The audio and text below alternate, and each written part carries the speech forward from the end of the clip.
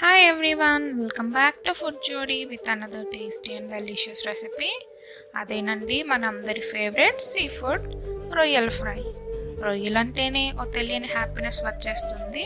అది ఏ విధంగా వండినా సరే ఆ టేస్ట్, ఆ హ్యాపీనెస్ ఓన్లీ రొయ్యలు తినే వారికి మాత్రమే తెలుస్తుంది.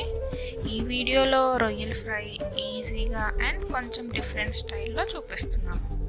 ఛానల్ని ఫస్ట్ టైం చూస్తున్న వారైతే సబ్స్క్రైబ్ చేయడం మర్చిపోవద్దు. వీడియోస్ నచ్చితే లైక్ చేయండి. ముందుగా రొయ్యల్ని పసుపు వేసి బాగా క్లీన్ చేసి పెట్టుకోండి.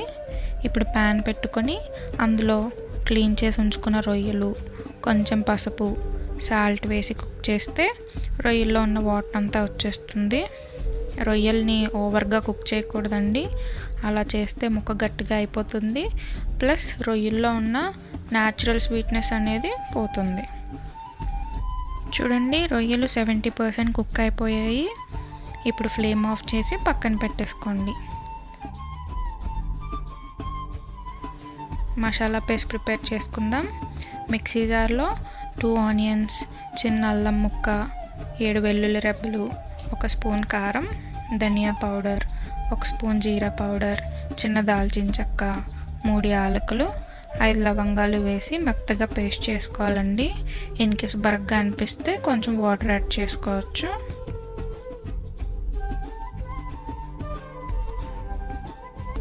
ఇప్పుడు వేరొక ప్యాన్లో 2 టేబుల్ స్పూన్ల ఆయిల్ వేసి ఫస్ట్ కొన్ని కరివేపాకులు వేసి అవి ఫ్రై చేసుకోవాలండి.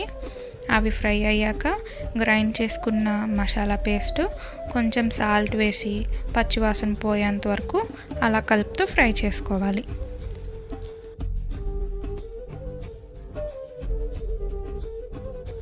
ఇప్పుడు పేస్ట్ బాగా వేగిన తర్వాత కుక్ చేసి ఉంచుకున్న రొయ్యలు కూడా వేసి అంతా ఒకసారి బాగా కలిపి మూత పెట్టి 10 మినిట్స్ లో ఫ్లేమ్లో ఉడికించుకోవాలి. 10 మినిట్స్ తర్వాత మూత తీసి ఒకసారి బాగా కలిపి మళ్ళీ ఫ్లేమ్ హైలో పెట్టుకొని 1 మినిట్ ఫ్రై చేసుకోండి. ఇంకా దించేస్తున్నాం అనగా లాస్ట్లో కొంచెం మసాలా, పచ్చిమిర్చి వేసి కొత్తిమీరతో గార్నిష్ చేసుకోండి. దీన్ని కొబ్బరన్నం, బగారా రైస్తో తింటే ఎంత తిన్నా సరే కడుపు నిండిన ఫీలింగే రాదు. మేమైతే ఈ రొయ్యలు వండుకునేటప్పుడు ప్లేట్లో ఎవరెవరికి ఎన్ని పడ్డాయో ముందే లెక్క పెట్టేసుకుంటాం.